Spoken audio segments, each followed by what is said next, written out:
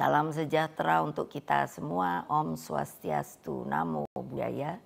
Salam kebajikan, Rahayu. Salam Pancasila, Merdeka.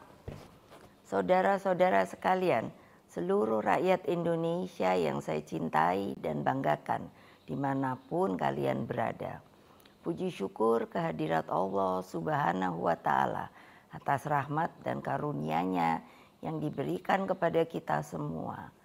Pada momentum yang sangat baik ini, setelah mendengarkan dengan seksama terhadap apa yang terjadi dalam kehidupan politik kita masa sekarang dan mempertimbangkan segala sesuatunya dengan hati nurani yang jernih sebagai kontemplasi, maka saya memutuskan sudah tiba saatnya untuk berbicara dengan nurani, berbicara dengan tuntunan akal sehat, dan berbicara dengan kebenaran yang hakiki.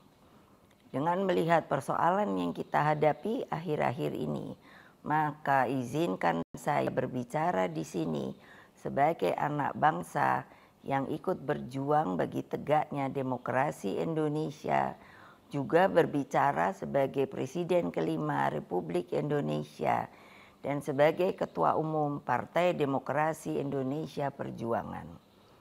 Saudara-saudara sekalian, keputusan Majelis Kehormatan Mahkamah Konstitusi telah memberikan cahaya terang di tengah kegelapan demokrasi. Keputusan MK tersebut menjadi bukti bahwa kekuatan moral, politik kebenaran, dan politik akal sehat tetap berdiri kokoh meski menghadapi rekayasa hukum konstitusi. Kita semua tentunya sangat-sangat prihatin dan menyayangkan mengapa hal tersebut sampai terjadi. Berulang kali saya mengatakan bahwa konstitusi itu adalah pranata kehidupan berbangsa dan bernegara yang harus diikuti dengan seluruh-seluruhnya.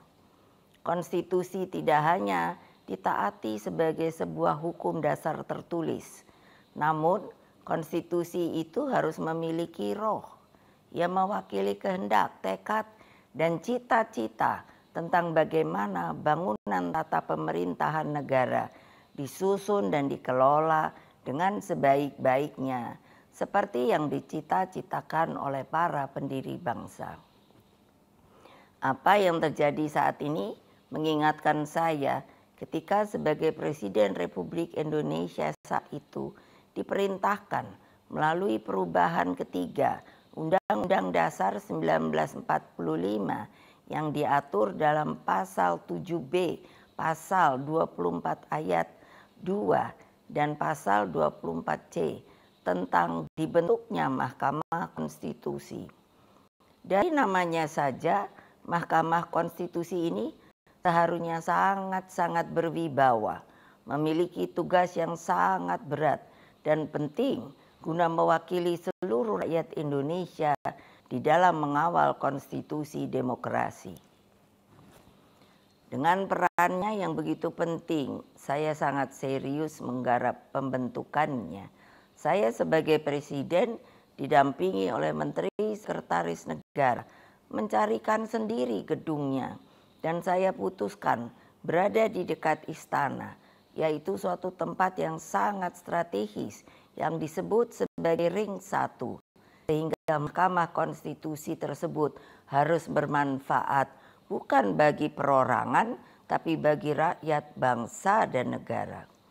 Saya ingat waktu itu, Ketua MK yang pertama adalah Pak Jimli Asidiki, dan saya sangat berterima kasih atas segala konsistensinya selama ini.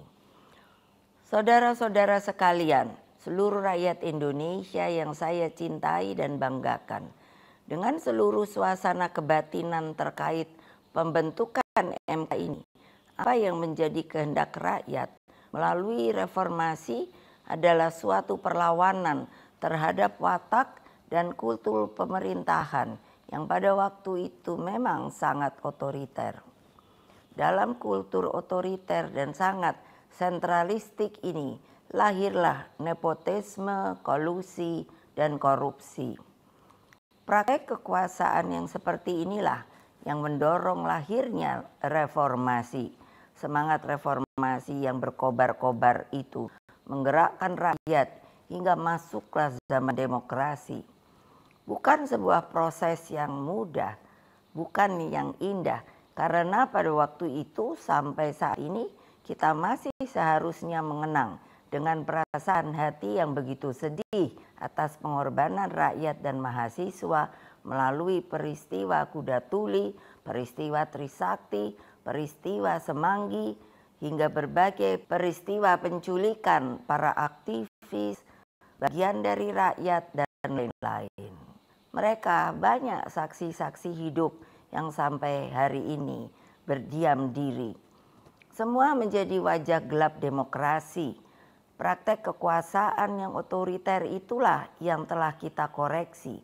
Maka melalui reformasi, janganlah lupa, lahirlah demokratisasi melalui pelaksanaan pemilu presiden dan wakil presiden secara langsung dan terbatas, serta undang-undang tentang pemerintahan yang bebas dari nepotisme, kolusi, dan korupsi. Apa yang terjadi di Mahkamah Konstitusi akhir-akhir ini telah menyadarkan kita semua bahwa berbagai manipulasi hukum kembali terjadi. Itu semua akibat praktek kekuasaan yang telah mengabaikan kebenaran hakiki politik atas dasar nurani. Saudara-saudara sekalian, seluruh rakyat Indonesia yang saya cintai dimanapun kalian berada, jangan lupa kita adalah bangsa pejuang. Kita bangsa yang mampu mengatasi berbagai cobaan sejarah. Karena itulah dalam situasi seperti ini, mari kita kawal pemilu 2024 dengan nurani dan sepenuh hati. Kita jadikan pemilu 2024 sebagai momentum untuk mendapatkan pemimpin terbaik yang benar-benar mewakili seluruh kehendak rakyat Indonesia, mengayomi agar Indonesia menjadi bangsa hebat, unggul, dan berdiri di atas kaki sendiri. Rekayasa hukum tidak boleh terjadi lagi. Hukum harus menjadi alat yang menghadirkan kebenaran. Hukum harus menjadi alat mewujudkan keadilan. Hukum harus menjadi alat mengayomi seluruh bangsa dan negara Indonesia. Dengan keadilan inilah kemakmuran pasti akan bisa diwujudkan.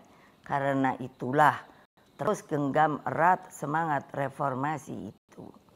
Jangan lupa terus kawal demokrasi berdasarkan nurani. Jangan takut untuk bersuara, jangan takut untuk berpendapat, selama segala sesuatunya tetap berakar pada kehendak hati rakyat. Terus kawal dan tegakkan demokrasi. Itulah kewajiban kita sebagai warga bangsa dan bahkan menjadi keharusan setiap anak negeri dan bangsa agar tidak terjadi kesewenang-wenangan. Sebab kedaulatan rakyat harus terus kita junjung tinggi. Pemilu yang demokratis, yang jujur, adil, langsung, umum, bebas, dan rahasia harus dijalankan tanpa ada kecuali. Rakyat jangan diintimidasi seperti dulu lagi.